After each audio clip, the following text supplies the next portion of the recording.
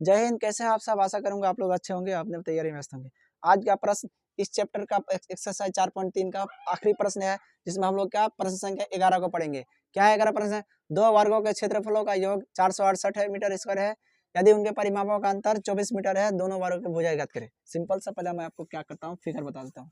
क्या है फिगर? वर्ग क्या होता है? वर्ग का चारों भुजा क्या होता है? बराबर होता है। ठीक है, चारों भुजा बराबर। दो वर्ग है, दो वर्ग है। एक मान लेते हैं एक्स वाला, एक्स भुजा वाला, चारों तरफ एक्स भुजा। दूसरा क्या है? वाई भुजा वाला, वाई भुजा वाला, वाई भुजा वाला। ठीक है, अगर आप देखेंगे थोड़ा सा, दो वर्ग हो गया। अब बोला इसका क्षेत्रफल क्या होता है? इसका क्षेत्रफल होता है भुजा स्क्वायर। वर्ग का क्षेत्रफल भुजा स्क्वायर, तो क्या हो जाएगा? X square. इसका क्षेत्रफल क्या हो जाएगा? इसका क्षेत्रफल क्या हो जाएगा? भुजा स्क्वायर। सेम उसी तरह भुजा स्क्वायर क्या हो जाएगा? वाई का स्क्वायर हो जाएगा। इसका भी क्षेत्रफल क्या हो जाएगा? भुजा का स्क्वायर। ठीक है, अब जब दोनों हो गया, अब क्या बोलता है इसका परिमाप क्या होता है? परिमाप परिमाप होता है 4 गुना क्या होता है? भुजा। मतलब 4 गुना एक्स, मतलब क्या हो जाएगा? 4x। इसका परिमाप क्या हो जाएगा? परिमाप हो जाएगा 4 गुना क्या हो जाएगा? भुजा। मतलब 4 गुना क्या हो जाएगा? Y, 4y।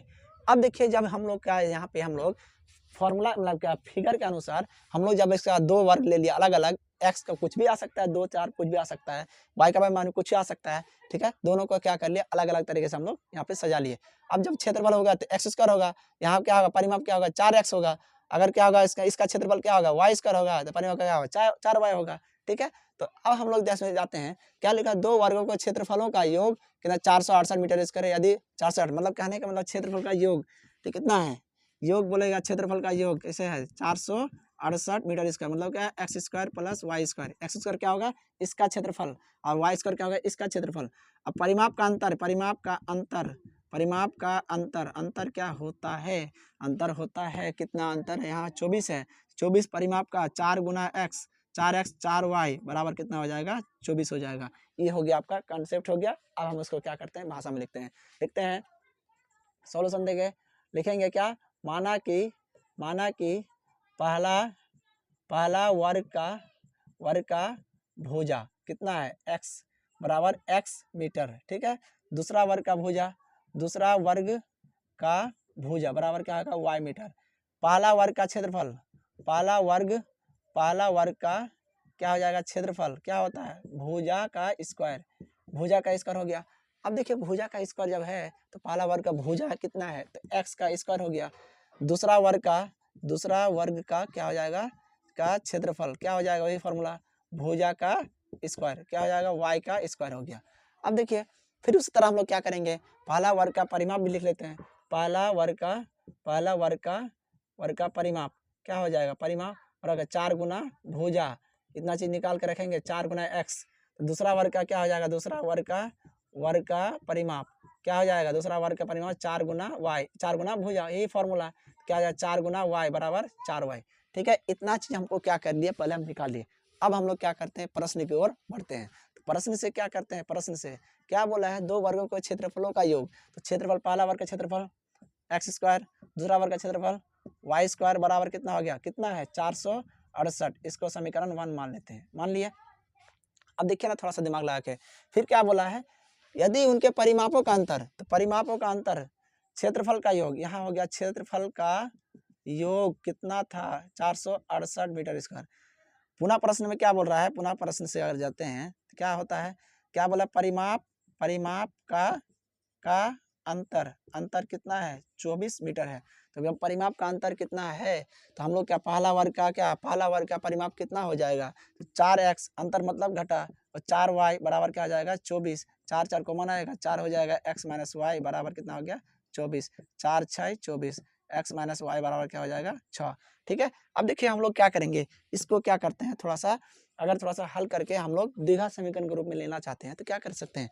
इसको लिख सकते हैं, इसको मान ले समीकरण 2 मान लिए, या फिर क्या इसका और हल करते हैं तो x बराबर लिख सकते हैं 6 प्लस वाई, इसको समीकरण 2 मान लेंगे। इससे फायदा क्या होगा? फायदा ये होगा, इस x वाला मान को इसमें रख देंगे, इसमें रख देने से क्या हो जाएगा? द्विघात समीकरण बन जाएगा। तो क्या लिखेंगे? समीकरण 1 में x बराबर 6 प्लस वाई को रखने पर क्या प्राप्त होगा? 6 प्लस वाई, 6 प्लस, अगर देखिए यहाँ पे क्या है? x का मान में क्या है? x का मान 6 प्लस वाई, तो 6 प्लस वाई का क्या कर देंगे? होल स्क्वायर कर देंगे, प्लस में क्या कर देंगे? वाई स्क्वायर बराबर क्या होगा? 468 हो जाएगा। अब देखिए, a प्लस बी का होल स्क्वायर सजा सकते हैं, तो सजाने के बाद क्या होगा? 6 का स्क्वायर प्लस वाई का स्क्वायर प्लस 2 गुना 6 गुना क्या हो जाएगा वाई प्लस वाई का स्क्वायर बराबर 468। अब देखिए 6 6 36 प्लस वाई स्क्वायर प्लस क्या 6 दुना 12 y plus y square minus 468 हो गया बराबर 0। अब इसको क्या करते हैं हम लोग हल करके यहाँ बैठाते हैं। चलिए देखिए वाई स्क्वायर या एक वाई स्क्वायर क्या हो जाएगा 2 वाई स्क्वायर हो जाएगा, ठीक है। प्लस यहाँ पे देखिए 12 वाई प्लस 12 वाई, यहाँ से देखिए ना 468 में 36 घटाते हैं, 468 में 36 घटाते हैं 2 कितना हो जाएगा 3 और 400 माइनस 432 हो जाएगा बराबर 0। यहाँ से अगर क्या करते हैं 2 कॉमन लेते हैं क्या हो जाता है y square plus 6 y minus 2 1 2 दूना 4 2 1 कम 2 2 6 12 बराबर 16 y square plus 6 y minus 216 बराबर 0। अब क्या करेंगे 216 का हम लोग क्या करते हैं खंड करते हैं, 216 को खंड करके क्या निकल के आता है 216 खंड करेंगे 2 बार में 10 10 दूना 20 उसके बाद 12 2 112, ठीक है 100 नहीं 108, ठीक है। फिर 2 बार में क्या 54, फिर 2 बार में कितना 27, फिर 2 बार में क्या हो जाएगा इसका 3 बार में 3 9 में 27। अगर हम लोग क्या करते हैं 6 पुराना है, 6 पुराना कैसे अगर हम लोग 3 दूना 6 6 दूना 12 दूना 24 तो ऐसे नहीं होगा 9 3 27 9 3 27। फिर अगर हम लोग हल करते हैं 3 यहाँ पे यहाँ से 3 3 हल करते हैं 3 3 अगर 3 दूना 6 3 3 9 दूना 18 36 ऐसे भी नहीं होगा। तो हम लोग क्या ऐसा खंड करेंगे 2 हिस्सा में एक खंड करने गुणनखंड विधि से 3 दूना 6 दूना अगर हम लोग 2 दूना 4 8 3 24 24 3 3 9 ये भी खंड नहीं होगा 6 नहीं आ रहा है 6 नहीं आ रहा है, ठीक है। 3 दूना 6 दूना 12 हो तो गया 3 गुना 3 गुना 3 3 9 गुना 2 करते 3 3 9 9 दूना 18, ठीक है। इधर हो गया 18 3 3 और यहाँ पे एक 2 ले लिया हो गया। और 3 गुना 2 गुना 2 और क्या आ जाएगा 3 गुना 2 गुना 2 3 दूना 6 दूना 12 मतलब 18 12 18 गुना क्या 12 18 गुना 12 कितना हो जाता है 216 हो जाता है, ठीक है। हमको पुराना क्या प्लस 6 पुराना है, अगर मान लिया प्लस 6 और माइनस 12 कर दिए तो 6 तो पूरी गया ना, ठीक है। तो हम लोग क्या करेंगे y square plus 18 y minus में क्या 12 वाई माइनस 216 बराबर हो जाएगा 0, ठीक है। यहाँ से क्या क्या कॉमन लेंगे वाई वाई कॉमन लेंगे तो वाई प्लस क्या हो जाएगा 18 माइनस 12 कॉमन लेंगे तो वाई और माइनस माइनस क्या हो जाएगा minus minus minus minus plus हो जाएगा 18 बराबर 0, ठीक है। वाई प्लस 18 और क्या हो जाएगा वाई माइनस 12 बराबर 0।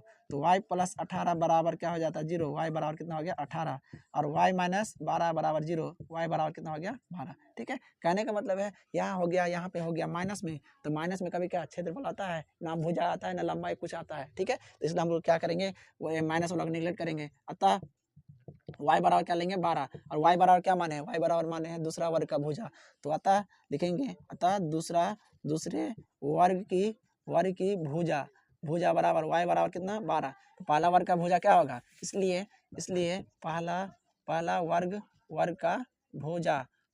का भुजा क्या हो जाएगा पहला वर्ग का भुजा x बराबर कहीं है तो कहाँ पर है x बराबर यहाँ पे है। तो क्या करेंगे समीकरण 2 में y का मान क्या करने पर रखने पर क्या हो जाएगा y का मान रखेंगे तो क्या होगा x बराबर क्या है 6 प्लस वाई बराबर क्या 6 प्लस यहाँ y का मान कितना है 12 है बराबर क्या हो जाएगा 18, मतलब बड़ा भुजा का वर्ग कितना हो गया 18 और छोटा भुजा का वर्ग क्या हो गया 12, ठीक है। प्रश्न थोड़ा सा लंबा हो गया लेकिन कोई दिक्कत नहीं, आपको एकदम बहुत ही लाभदायक होने वाले प्रश्न है क्योंकि इस टाइप का क्वेश्चन आपका एग्जाम में एकदम 110% आने की संभावना बन जाती है 5 नंबर में। इसलिए अगर आप सारा कंसेप्ट को अगर सही तरीके से समझ जाते हैं तो आपको बनाने में कोई दिक्कत नहीं होनी चाहिए। धन्यवाद। और आप लोग क्या कीजिएगा थोड़ा सा पीछे से अगर आप तैयारी कर रहे हैं ना तो प्रत्येक चैप्टर का एक एक करके क्या बनाइएगा शॉर्ट नोट्स बनाइएगा। शॉर्ट नोट्स बनाने का मतलब हम लोग क्या जो बेसिक चीज़ पढ़े हैं ना बेसिक चीज़ अगर याद नहीं रहता है जो चीज़ याद नहीं रहता उसको नोट कर लो, जो चीज़ याद नहीं रहता उसको नोट कर लो, नोट करके क्या कर दो घर के दीवार में चिपका दो और बाद में आपके बार बार आपके नज़र के सामने आएगा तो क्या चीज़ बार बार रिपीट होते जाएगा और याद होते जाएगा, ठीक है। तो कैसा लगा वीडियो कमेंट सेक्शन में जरूर बताइएगा और आप लाइव सेशन में डेली जुड़ के मेरे साथ अपनी तैयारी को बेहतर करने का प्रयास कीजिएगा। धन्यवाद। जय हिंद।